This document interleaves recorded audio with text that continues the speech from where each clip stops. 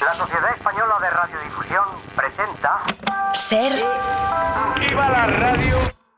Podcast. Siempre.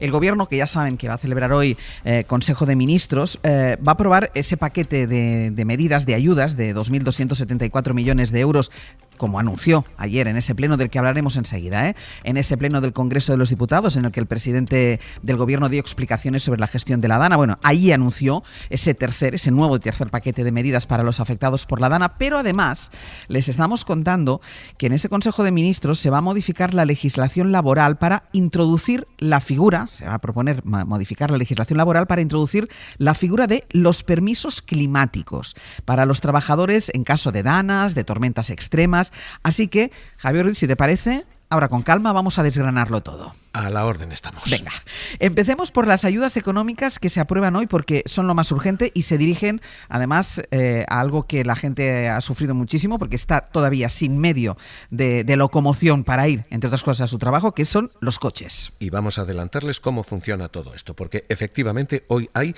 el tercer paquete de ayudas y el grueso son las ayudas a quien se compre un automóvil o una moto nueva, después de haber sufrido daños durante la Dana. Nueva significa en primera o en segunda mano, es decir, simplemente que reemplaces. Son 120.000 los coches destruidos, Ángels, el 85% de ellos en siniestro total. Así que quien compre coche o quien compre moto, insisto, nueva o de segunda mano, lo que va a recibir es una ayuda directa de 10.000 euros que no tiene que devolver y que es retroactiva. ¿Cómo funciona esto?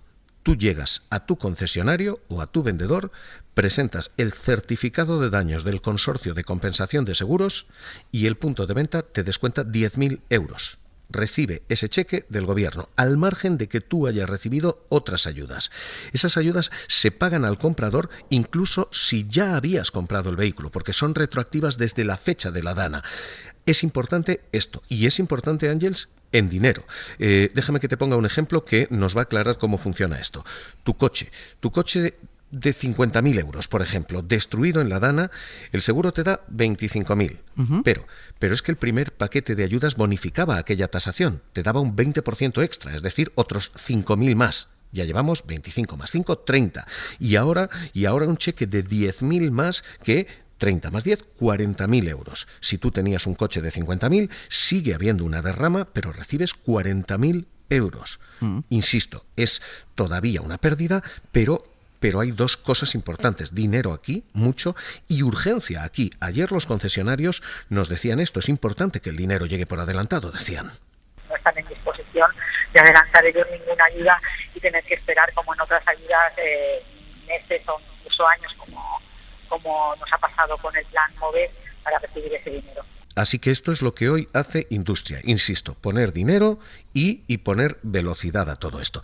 Hoy además, por cierto, hay ayudas para libros, 19 millones de euros para libros de texto, los niños que han perdido material escolar, colegios, y el tercer fondo es el fondo para comercios y autónomos que perdieron sus stocks, lo que tenían en almacenes, en escaparates, en cámaras frigoríficas. Ahí otros 1.200 millones. Así que el primer paquete de lo que se aprueba hoy, esto, muchísima cantidad de dinero. Y luego lo que adelantábamos a las 7:30, que también va hoy a Consejo de Ministros, la modificación legislativa para la creación de los denominados permisos climáticos en caso de catástrofes o de tormentas extremas. Sí, lo primero era industria, vamos con lo segundo, que es trabajo.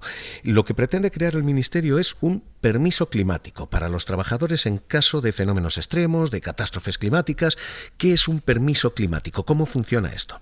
En caso de que haya circunstancias climáticas extremas, tú, el trabajador, tienes derecho de hasta 4 días de permiso remunerado, que son prorrogables si continúa el temporal. Es decir, tú llamas a tu empresa, dices, oye, esta es la situación, estamos bajo esta Dana, no puedo llegar a trabajar, y tienes derecho a acogerte a eso, una paro que te remunera la empresa durante 4 días. Si esa tormenta, si esos problemas, como en Filomena... Estaba pensando lo mismo, porque estamos poniendo el foco en la Dana, evidentemente, pero estaba pensando, pasaría lo mismo con el caso de Filomena, que se bloqueó una ciudad, bueno, más de una ciudad entera. Y que fueron necesarios bastante más de 4 días para volver al trabajo. El permiso climático te da 4 días. Y si el fenómeno continúa, puedes prorrogarlo.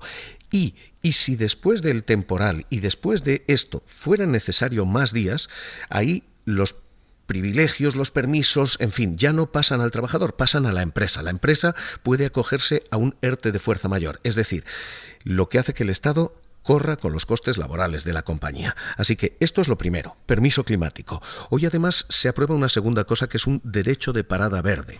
El derecho de parada verde es una cobertura jurídica para que los representantes legales de los trabajadores o los comités de riesgos laborales le puedan decir a la empresa: señores, se paraliza la actividad por riesgo a la vida de nuestros trabajadores, sin que esos trabajadores puedan sufrir represalias por parte de las compañías. Es decir, que si básicamente se ve en riesgo la vida del trabajador, se puede decretar la parada de la empresa. Esto, Ángels, son los dos grandes movimientos que se hacen hoy. Permiso climático, derecho de parada verde. Y junto a estas medidas reactivas, estábamos comentando antes hay también medidas preventivas. Básicamente lo que se dice es convenios laborales. A partir de aquí tienen ustedes obligación de incluir información previa a los empleados para que sepan qué hacer en caso de Dana, en caso de Filomena, en caso de fenómenos y catástrofes, y obligación de las empresas de parar y contar con planes preventivos antes de que sacuda este fenómeno. Todo esto es la segunda pata. La primera era industria, esta segunda es trabajo. Javier, esto lo que demuestra es que el cambio climático sigue dejando una factura también económica, porque estos son nuevos costes y más o menos rápidos. Sí, desde luego. Esto lo que se está intentando es hacer algo más o menos rápido, y esto desde luego son costes más o menos gruesos.